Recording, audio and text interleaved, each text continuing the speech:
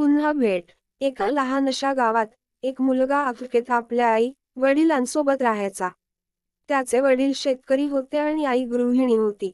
आफ्रिकेत हुशार होता, अभ्यासात तल्लख आणि खेळातही सरस. पण त्याच्या घरची परिस्थिती जेमतेम होती. अनिकेतला शिक्षणासाठी पैसे कमी पडायचे. त्याच्या वडिलांनी खूप कष्ट करून त्याला शिक्षण दिलं. आफ्रिकेत नेहमी म्हणायचा, बाबा, मी मोठा होऊन खूप मोठा माणूस होईन आणि तुम्हाला सगळ्या सुखसोयी देईन. अखेर आफ्रिकेत खूप शिकला, मोठा अधिकारी झाला आणि शहरात स्थायिक झाला. त्याच्या आयुष्यात खूप बदल झाले. पण तो आपल्या आई वडिलांना विसरला नाही. तो नियमितपणे त्यांना फोन करायचा आणि त्यांच्या तब्येतीची चौकशी करायचा. एके दिवशी अनिकेतला फोन आला की त्याचे वडील आजारी आहेत. तो ताबडतोब आपल्या गावाला परतला. त्याने आपल्या वडिलांच्या सर्व उपचारांसाठी पैशांची व्यवस्था केली. पण वडील म्हणाले, बाळा, मला काहीच हवं नाही. फक्त तुझा आनंद पाहिला की मी खुश होतो.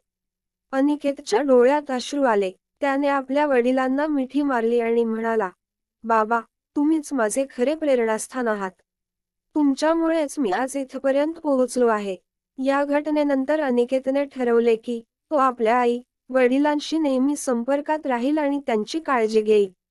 यातून आपल्याला शिकायला मिळतं की आपले आईवडील आपल्या जीवनातील सर्वात मोठी प्रेरणा असतात आणि त्यांची काळजी घेणे आपले कर्तव्य आहे.